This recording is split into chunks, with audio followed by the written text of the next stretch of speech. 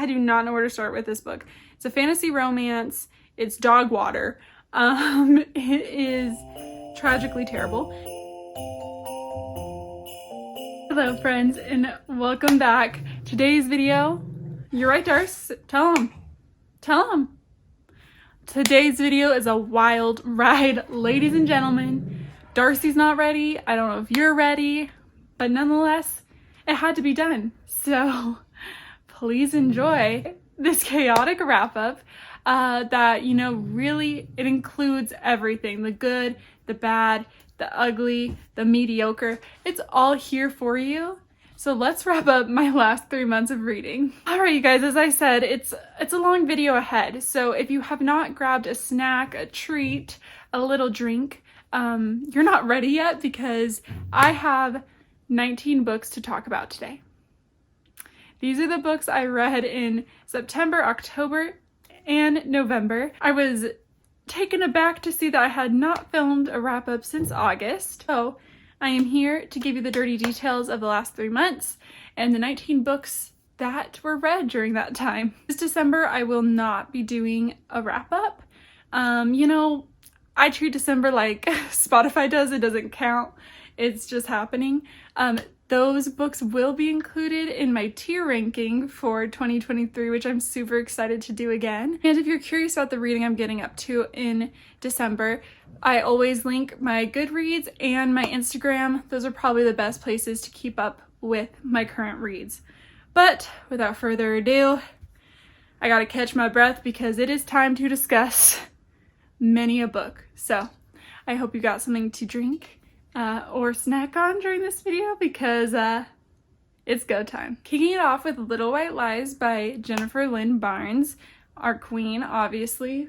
Oh my gosh, my bookcase is a mess. But the author of The Inheritance Game is a YA rich people drama, slight mystery situation. In this book, our main character's estranged grandma offers her 6 figures to come and participate in the debutante season. That is the premise of this one. I ended up giving it 3 stars. You know, JL Barnes, she's gonna take you for a ride. And I think she does it in a very enjoyable way. I really think this one gave Pretty Little Liars, but in a tame way. You know, a more age-appropriate way.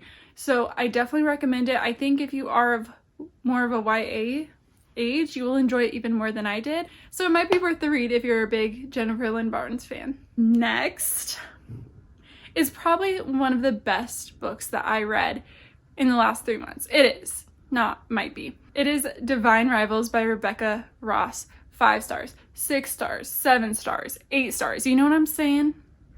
It was up there for me. This book, I would say, is approachable fantasy with kind of a historical feel to it. It's definitely a romance with some slight rivals to lovers, but don't let that lose you, okay? If you're not a romance reader, I still think if you like fantasy, if you like some historical fiction, you will like this book. I recommend it to one and all. In this story, our rival journalists find out that their typewriters are connected magically, and then they can send direct messages to each other. It's like a phone. I didn't even think of that. But they can send letters to each other, but they don't know who the other is. Okay? You with me? It kind of gives You've Got Mail, but when Tom Hanks knows it's Meg Ryan, but Meg Ryan doesn't know it's Tom Hanks. Okay? Did I get you? Did I hook, line, and sink it? Because that is kind of our beginning premise. It evolves so much from there. Their lives are realistic and complicated. Our characters are well thought out and developed. And during this love story, there's also a war taking place between the gods. And people are fighting in the gods' war, okay? So that's kind of like that fantasy element. And then the historical element is more like the feeling of this time really feels like it could have been World War II inspired a little bit. I don't know what else to say besides it is so immersive. It is so worth the read. If I could read it for the first time again, I would. And the next one is coming out on the 26th of December. So like, get on this book so you can be a part of it, okay? We can be a part of it together. You guys, I swear I'm not going to be so long-winded about all the books. I'm going to try to be more concise. It's just when you got a 6-star read, like, I just need you to read it as well. You know what I'm saying? But next, I read And Then There Were None by Agatha Christie. This one, I'm going to be honest, I think it is like a 4-star, but it's an honorary 5-star truly, because it is a mystery thriller and it truly was like the first of its kind. To preface the honorary 5-star, this book came out in 1939. Like, let's wrap our head around that, okay? And it just did something so innovative for the time, and I truly feel like all of the mysteries and thrillers and slashers and things that have preceded this book were inspired by this book, and this book kind of started that genre. Especially, like, I can see direct correlations from like slashers now to this book, and I think she wrote such a gripping tale. And if it came out today, would I be quite as impressed with it? I don't think so. I think that's why it's an honorary 5. But just to have the history of it and see what we've done with this genre since this book was made, I don't know, you guys. I'm a little crazy about that kind of stuff, and I just thoroughly enjoyed it. And you start to see just how much inspiration is taken from Agatha Christie's works. Next, I read, honestly, I'm hitting so many heavy hitters out of the gate, but you know what? This is the order I read them in. So next, I read The Jad Air by Sarah Hesham. This one is a fantasy romance, enemies to lovers situation with a strong political system and background. This book felt so original to me. Not every plot point, right? Because it is like a romantasy enemies to lovers, but the setting felt so original. She based it on modern day Egypt, which I thought was so interesting. I think it really added a lot to the story. I thought her political system, the kingdoms, were well thought out, well-rounded, and they all the information we were given in this book ended up connecting and mattering and making sense. It didn't feel too fluffy. This book is about a woman who is the lost heir to a fallen kingdom and has to work with her greatest enemy to win a deadly game in order to regain her standing. Okay? That's kind of the premise. It's done so well. I gave it a 4.5. What held it back from that 5-star rating was that there was some weak editing in the book. It looked like it could go another round, but this is also a debut novel, so I think keeping that in mind too, it was so incredible. But the writing just didn't always flow. I felt like there needed to be another round of edits. And I will say, this book is complex. She uses Egyptian words for things, and you don't have a glossary to look at to know what she's talking about. It's kind of like, the more you read, the more you understand what they're referring to, or you can go look them up. Personally, like, I wish there had been a glossary for me to flip between to help me be able to be more in the story instead of being like, oh my gosh, I don't know what's going on. But trust me, it's a great story and it's very gripping. It's just, if those complexities sometimes hold you back like they do me, just you have to be okay with feeling a little stupid for a while until things click. It is worth it to read this story. Pick it up. It's a good one. Next, we have Burn for Jack by Aidan Pierce. This one was a 2-star for me personally. I'm not judging anyone who likes it. This was a spicy monster novella, and truly, I didn't know what I was getting myself into. It was the first of its kind for me to read. I thought, yeah, it's a spicy novella, but the monster element, perhaps not for me. But I am happy that people enjoy this, and, you know, look at the trigger warnings before you go in, get a good idea of what you're getting yourself into. For me, it should have just not been read. Next, I read Hollow by Shannon Waters. I think I'll put the other names up here because I know there's also the illustrator in this one, and I can't remember the name. But I read this graphic novel. It ended up being a 3.75 for me. It was really strong, super enjoyable. It's a spooky graphic novel, but I would say it airs to the side of spoopy. You know what I'm saying? not spooky. It's really a modern telling of the legends of Sleepy Hollow. It gives Scooby-Doo. There's LGBT representation. It was really great. Oh, have you seen the new Nancy Drew show? That's my guilty pleasure. It actually gave more of that than Scooby-Doo, actually, when I think about it. I feel like it has more of that vibe. If you enjoy that show, which I don't judge. If it's your guilty pleasure too, it's so okay. Anyways, great Halloween vibes, amazing illustrations. Definitely was a fun one to read in October. Next is What Stalks Among Us by Sarah Howell. Hollowell?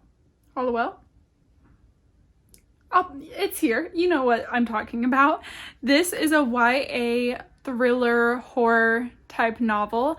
I ended up giving this one a 3.5. This is about two best friends who is trapped in a corn maze where they keep finding other versions of themselves that are not alive, and they have to figure out and devise a plan to escape this corn maze without that becoming their fate as well. Very interesting, very trippy idea, definitely spooky. Before going into this one, I would look up the trigger warnings. I think everything that is discussed in the book, though, is not graphic and is handled well. But again, just look at those before you go into it. It was such a captivating premise, and the ending really tied everything up nicely. I will say that the idea of being stuck in a corn maze and kind of like Groundhog's Day type feeling, like things keep repeating, does get repetitive. But that is just the type of story that it is, so I didn't really hold that too much against it. But it just was able to address some hard-hitting topics with a lot of care and in such an interesting way. It was definitely worth the read, if that sounds interesting to you. All right, I hope you guys are sitting tight and enjoying, because ladies and gentlemen, we have still many a book to go. But next on the agenda is Morbidly Yours by Ivy Fairbanks. This one was a 4.25 from me. You guys, this novel, it is a contemporary romance set in Ireland. Okay, that plays a big part, and I really enjoyed the setting. This book is about a girl named Lark who is trying to kind of escape her grief by taking this job opportunity overseas. And she ends up moving in next to a mortician named Colum, who is a little odd, a little off-putting in some ways, but very lovable. And it's their love story. Do check the trigger warnings for just grief, loss of loved ones. It's really a central point in this story. Again, I think it's handled well, but you might want to know that before you enter into it. I felt like this reinvigorated some of my love for contemporary romance. Sometimes contemporary romance is hard to keep fresh. It's hard for it to feel new, right? But this one had such unique characters, had such an interesting plot. They had more going on in their lives than just each other, which I really enjoyed. It was more realistic. And the spice in this book, I was not expecting it to be that. The spice hit so hard in this book. I have to be so real with you. This was a debut novel. Can't believe it's her debut novel. And I just can't wait to see what she writes next. She is definitely on my authors to watch list. So pick this one up. It's a little odd, but in a very endearing way. I loved it. On the opposite end of the scale, next we're going to talk about Enchanted to Meet You by Meg Cabot. This one was a 2-star, ladies and gents. A 2-star. This was a witchy romance I read in October. I wouldn't say it was a fantasy though. It was very like contemporary romance, but she's a witch, right? It's giving Sabrina, the teenage witch, kind of like her in a regular contemporary setting. You know, it starts like any basic romance. A tall, dark, handsome stranger appears in town and tells our main girl that she is, in fact, the chosen one to save her small little town from being destitute. You guys, like, okay, yes, it had fall vibes. Yes, it was cutesy and hallmarky. But I have seen other books do that concept so much better. Like leaps and bounds better than this novel. It just, you guys, it pains me to like be so mean about this book, but it was just such a waste of time for me.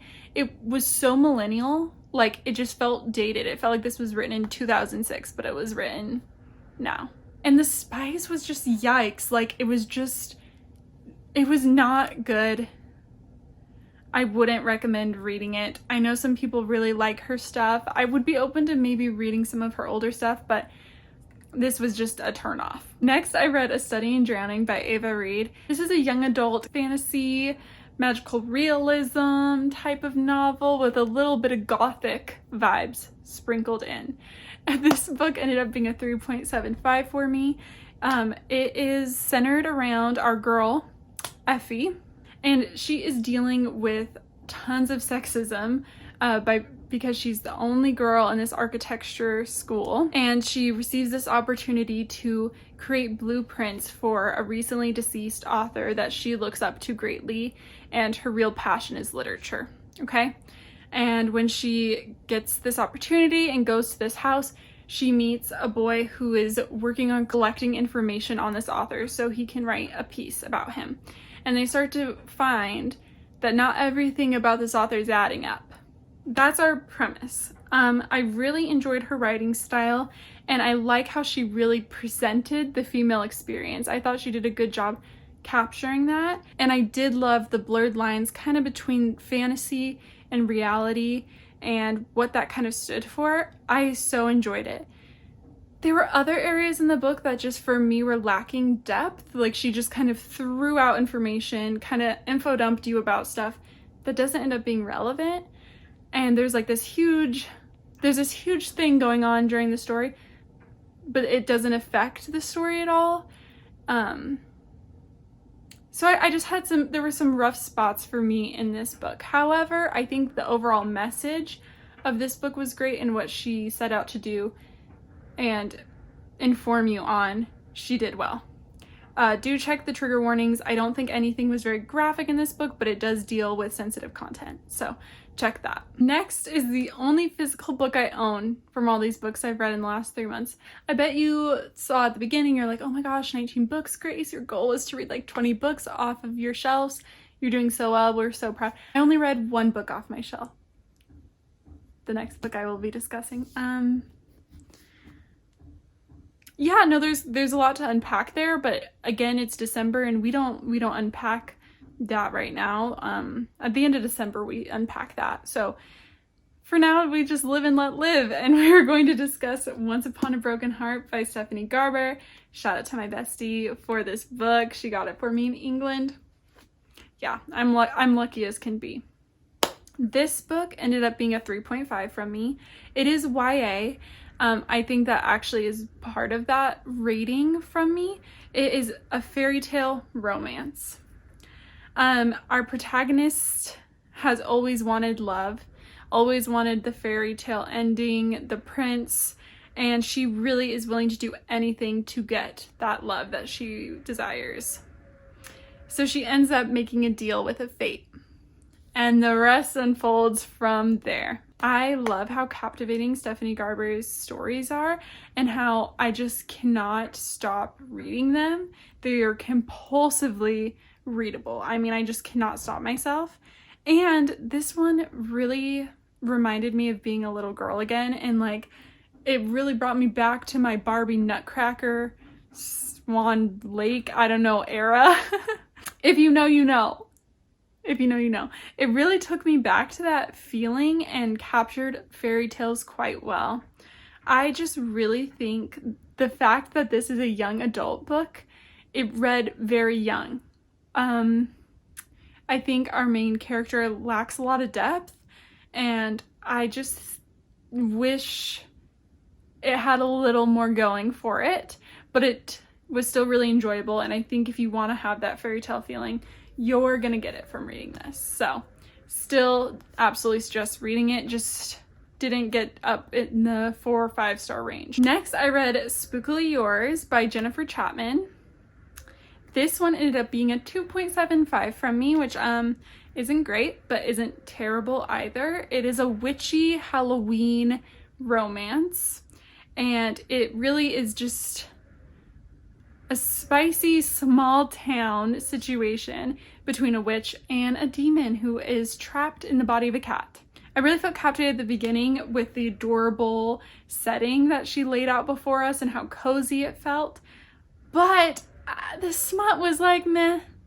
It was a meh time, and like the end just ended up being too much for me. I was like, we've gone way too far away from what I was looking for, and I'm just not loving it. So yeah, it ended up being a 2.75. I just probably expected too much from it, honestly. But I had to speak my truth, you know? And my truth is at 2.75 there. The next one I read was even lower. It was The Library of Shadows by Rachel Moore. This one ended up being a 2.25 from me. It is a YA paranormal romance. Our girlie is on a quest to save these ghosties that live in her library at school, and one of them happens to be super freaking hot. That's our premise. That's the adventure we are being taken on. This book just suffered from a lack of depth and intrigue and development. I just didn't for a second care about these characters or what was going to happen. And it's supposed to have a lot of intrigue and keep you on the edge of your seat. Like, will they, won't they make it out of this situation? And it just didn't deliver on that. Like, I wasn't once worried about our characters or what was going on with them. Don't know if it was the length, don't know if it was because it was YA, like, I don't really know, but it just did not work for me. Next, I read another 2.25 story. This one was Immortal, Longings by Chloe Gong. I would say this is kind of an adult urban fantasy that is a Shakespearean retelling. How's that for a description? This story for me,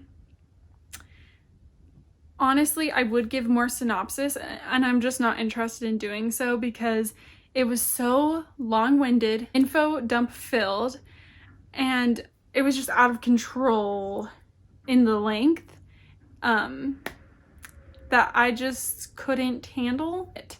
There were like political fantasy elements sprinkled in with no conclusions, and they ended up doing nothing to further the plot or make a difference. Honestly, if you like the description of this book, read the Jad Air, because I feel like I noticed a lot of similarities between these books, but I felt like one did it well and one did it not so well, and you know the rest. So this one I'm just gonna leave in the past. Next, I listened to Shady Hol by Juno Black. This one ended up being a 3-star for me. This is a cozy mystery centering around a village of woodland creatures and their interactions. I would say this book is nothing groundbreaking. It's nothing original. It's nothing extremely thought-provoking, but I still enjoyed it. I really liked the characters, and I kind of got a Beatrix Potter vibe if Beatrix Potter wrote mysteries about these little creatures, and I just enjoyed it. Like, I think I'll pick up the next one as well. It wasn't like I said, it wasn't anything original, but I found it comforting and fun to read. So that one ended up being a 3-star for me. But if you do not like cozies, if you do not like a simple, small town little story, I don't think you'll like this. So I'm just going to put out those stipulations, but I did end up enjoying it. Next is a book that truly might be my least favorite book I read all year. I mean, obviously I haven't done my entire recap from 2023 yet, but this one is down there on the list. This is Assistant to the Villain by Hannah Nicole Mayer. I do not know where to start with this book. It's a fantasy romance. It's dog water. It is tragically terrible. It is about a villain who hires this girl to be his personal assistant, and she assists him in all his villain duties. Okay. It was so cringy. It was so immature feeling. It was so painful to read. I regret every day that I didn't just DNF it. Like, it's almost like you think it could get better. You're like, oh, okay, maybe like they're gonna turn the plot, things are gonna get better. And people out there, well, no, everyone can recommend books that they like. I'll let it lie. I ended up being misled about what this book might be and heavily disappointed at the end. So let's just move on. The negative energy, it's too much. It's too much. We'll move. Next, I read Thorn Hedge by T. Kingfisher. This one is a fantasy kind of Sleeping Beauty retelling. It's definitely like novella length. It's very short. This is about Toadling, and she has been preventing people from finding and entering this tower for like millions, trillions of years. And one day this knight comes along to complicate things and might not be as easy to dissuade. So that's the story. I loved, again, this one had a strong fairy tale vibe that I really liked. The beginning was so strong. I really liked our character Toadling. It was very interesting and felt a little gruesome, like an original fairy tale. However, as we dig into the background of like why she's watching this tower and like all of those details, I thought the story started to deteriorate and fall apart a bit. I felt like my enjoyment crashed quite a bit towards the end because I felt like the beginning was strong. I ended up giving it a 2.75. It was unfortunate because I thought the premise was interesting. I really liked her interactions with the knight, but just the background like kind of just put me off of it, and it just ended up not being a favorite, unfortunately. Speaking of things that were not my favorite, next is American Gods by Neil Gaiman. This is a 2-star from me. I know, don't hate me for saying that. This book, if you have not read it or heard of it, it's a mythology retelling, I would say, and it basically shows you what life could be like if gods were real and they were walking and living among us. But maybe more so if it was just super depressing, boring, and there was no character development. I know people love this book. I have friends and family who have rated this a 5-star. So I would take my vote in the minority of feelings. And I'm worried part of it is that I just don't like men and how men write and how men write women, frankly. So honestly, you might like this book. I don't want to completely turn you off of it. I thought our main character had no character development, nothing improved, nothing got better.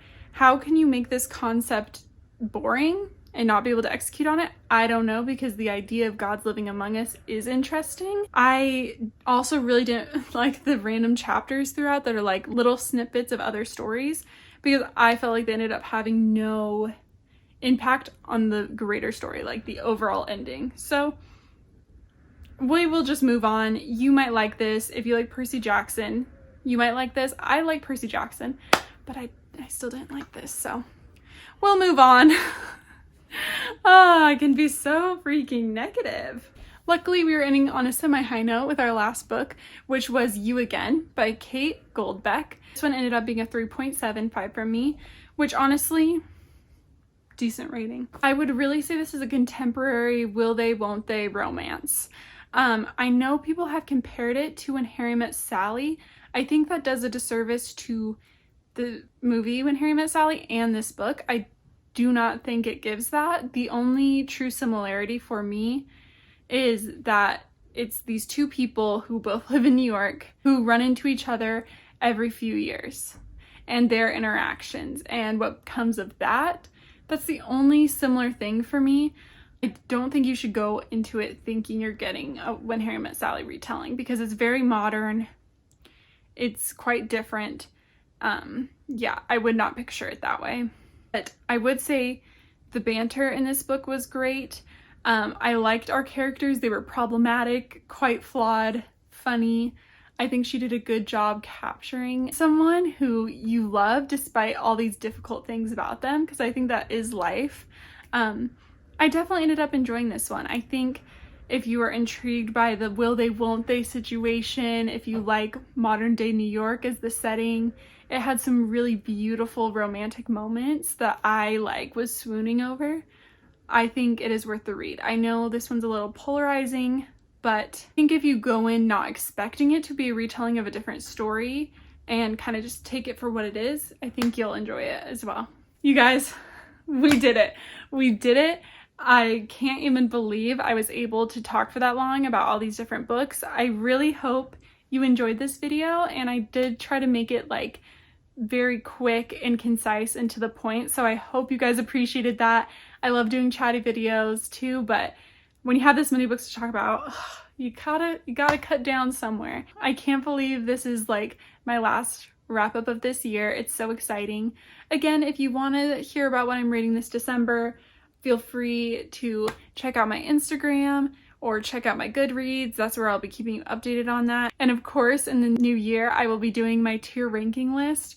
That was my first video I ever filmed here on YouTube, and I posted it last year. So I'm just so excited to get to share this with all you guys. And there's so many more of you here now, and just know that I appreciate you being here and watching my videos and interacting with me in the comments. I love getting to discuss books with you guys. It is so fun. It's one of my favorite activities, so I'm happy you're here, and I can't wait to see you guys in the next one. Cheers!